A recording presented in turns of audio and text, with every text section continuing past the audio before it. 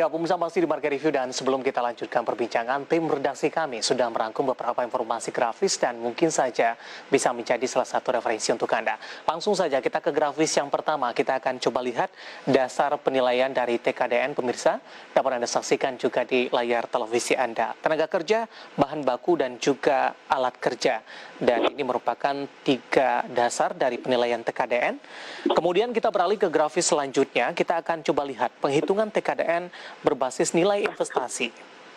Yang pertama, investasi 250 sampai dengan 400 miliar rupiah mendapatkan nilai TKDN 20%, investasi 400 sampai 550 miliar rupiah, TKDN-nya 25%, 550 sampai dengan 700 miliar, ini TKDN-nya 20%. Ini tampaknya ada semacam miss mungkin, 20% di 400 sampai 550, 550 dan 700 ini 25%. Kemudian dari investasi 700 miliar sampai dengan 1 triliun, TKDN-nya 35%, dan investasi lebih dari 1 triliun mendapatkan nilai TKDN-nya 40%. Ya, kita beralih ke grafis selanjutnya, kita akan coba lihat acuan hukum tingkat kandungan dalam negeri pemirsa. Undang-Undang Nomor 17 Tahun 2003 tentang Keuangan Negara, kemudian Keputusan Presiden Republik Indonesia Nomor 80 Tahun 2003 tentang Pedoman Pengadaan Barang dan Jasa Pemerintah beserta perubahannya. Kemudian juga ada Undang-Undang Nomor 5 Tahun 1984 tentang perindustrian. Selanjutnya kita akan coba lihat pentingnya standarisasi dan sertifikasi produk UMKM untuk pasar global. Dapat Anda saksikan juga di layar televisi Anda, menjamin posisi produk UMKM menjadi lebih aman agar terhindar dari pelanggaran HAKI ini. Kemudian sebagai jaminan dalam pembelian modal atau investasi, serta sebagai aset UKM, memberi kemudahan dalam pengembangan usaha, seperti pengembangan usaha melalui waralaba dan lisensi. Kemudian sistem perlindungan kekayaan intelektual, melindungi konsumen terhindar dari produk palsu. Itu dia beberapa informasi grafis yang berhasil dihimpun oleh tim redaksi kami. Kita lanjutkan kembali perbincangan bersama dengan Ibu Syarmila, Ketua Komite Tetap UMKM dan Koperasi Kadin Indonesia. Ibu Syarmila, kita lanjutkan kembali, Bu. Iya, siap Bapak. Ya, terkait dengan rencana pemberian insentif sertifikasi TKDN bagi industri kecil dan menengah. Sebelum adanya insentif ini, sebenarnya bagaimana pengurusan dari TKDN bagi industri kecil menengah dari sisi biaya dan juga regulasi, Ibu Syarmila? Oke, Mas David, terima kasih. Selama ini mengurus TKDN itu ada 2 company yang paling prioritas yang selama ini bekerja sama dengan para industri kecil, yaitu PT Supplier Indonesia dan juga PT Sukopindo ya, BUMN Indonesia. Nah, biasanya selama ini biayanya itu gede sekali. Jadi untuk UKM atau koperasi yang melakukan ini tidaklah perusahaan-perusahaan yang biasa-biasa saja, tetapi ini adalah perusahaan yang luar biasa. Nah, kalau kita mau menyampaikan secara jujur bahwa UKM atau IKM Indonesia itu 90% kan kelasnya mikro ya, kecil ya, mikro kecil. 90%-nya itu mikro kecil. Nah, yang bergerak di industri ini masih dalam hitungan jari, Pak. Nah, kita dengan adanya insentif dari pemerintah ini sangat mendorong nantinya UKM-UKM atau IKM mikro ataupun kelas menengah ke bawah ini melalui koperasi-koperasi mungkin nanti lewat himpunannya, karena mereka kalau sendiri-sendiri nggak mampu, Pak, untuk membuat sertifikasi dan biaya-biaya yang harus dipenuhi sebagai pelaksana industri di lapangannya. Nah, yang menarik ke depan ini, dengan adanya insentif yang diberikan pemerintah ini, akan mendorong industri hilir akan bertumbuh, khususnya di Indonesia. Indonesia ini kan negara agraris dan juga negara pertanian. Nanti industri-industri yang berbasis agro atau yang disebut dengan agroindustri, ini akan berkembang dengan cepat. Nah, zona-zona daripada agroindustri ini, kita ada yang disebut dengan bidang pertanian, kemudian perikanan kelautan, peternakan, kehutanan, dan juga beberapa industri lain seperti perkebunan juga. Nah, menarik sekali insentif yang diberikan pemerintah ini sehingga usaha-usaha rakyat yang notabene banyak dikelola oleh rakyat, yang industrinya nanti ke depan dengan ada insentif ini akan berkembang tentunya. Itu yang menarik buat kita. Dan selama ini cost-nya mahal sekali, Pak, karena Boleh di-share Ibu Syarmila, berapa Bu biayanya Bu? miliaran, Pak. Karena harus ada, saya nggak bisa sebut persatu karena ada tarifnya masing-masing ya Pak ya. Jadi miliaran banget gitu. Kalau UKM yang kecil-kecil yang nggak bakal bisa lah Pak industri. Besarnya jadi, biaya ini Bu Syarmila mempengaruhi tingkat kepatuhan tidak Bu? Ya, kepatuhan itu jadi akhirnya kadang-kadang mereka nggak mau, mereka berdagang tapi tanpa sertifikasi ya. Jadi karena life must go on gitu ya. Jadi mereka bikin sesuatu tanpa sertifikat ataupun mereka biasanya jadi supply. Mereka yang punya sertifikat, mereka jadi subkonnya, jadi penyuplai kepada yang pemilik sertifikat. Jadi sertifikat pun biasanya bisa disewa-sewain Pak kalau untuk UKM ini akhirnya. Oke.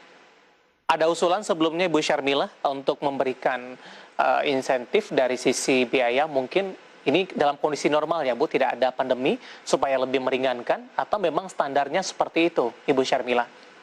Iya Pak, saya sih mengusulkan kepada pemerintah agar untuk TKDN ini juga dilibatkan beberapa lembaga lain, tidak hanya diberikan otoriti kepada 1-2 perusahaan saja. Jadi supaya ada kompetitif dalam pemberian lembaga sertifikasi untuk TKDN ini Pak. Jadi saya mengusulkan lebih diperbanyak lembaga-lembaga sertifikasi yang bisa diizinkan mengeluarkan untuk TKDN ini sehingga competitiveness akan terjadi, Pak.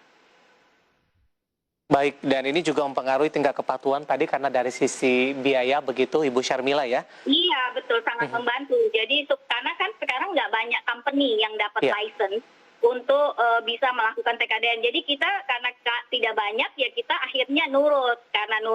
Karena nggak mampu, akhirnya nggak patuh. Banyak produk-produk yang tidak bersertifikat akhirnya kan. Padahal soal sertifikat ini menjadi kebutuhan, keurgenan jika kita melakukan ekspor, kita juga substitusi import gitu kan. Jadi ini sebenarnya mestinya dipermudah gitu ya Pak David ya. Oke. Dipermudah gitu. Baik, secara keseluruhan ini menghambat dari sisi pertumbuhan dan perkembangan dari IKM dan UMKM yang ada di Indonesia.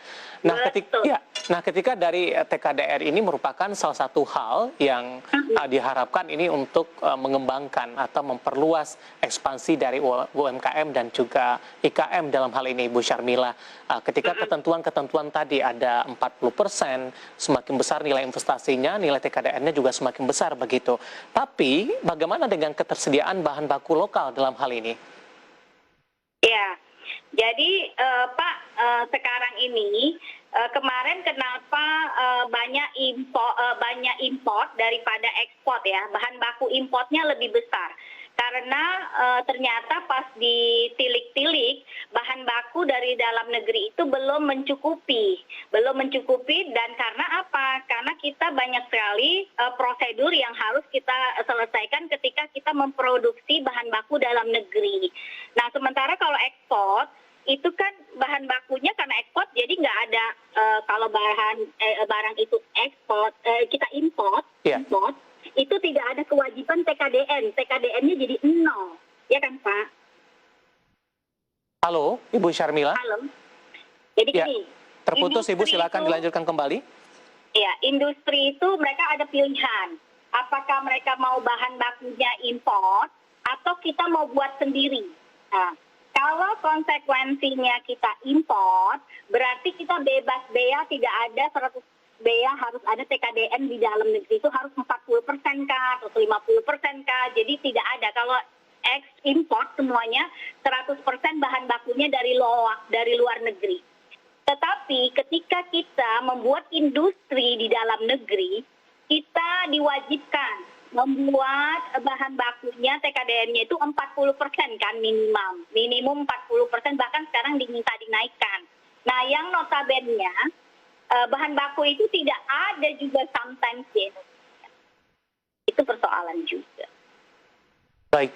Bagaimana kondisinya Ibu Syarmila ketika salah satu mungkin bisa dikatakan pelaku IKM, pelaku UMKM, atau memang yang sudah dalam jumlah yang besar, begitu nilai investasinya juga besar, ini sudah menerbitkan atau sudah memiliki sertifikasi TKDN dengan penggunaan dari produk lokal tadi. Tapi dalam kondisi tertentu ketika produknya mengalami pengurangan di dalam negeri dan terpaksa melakukan impor.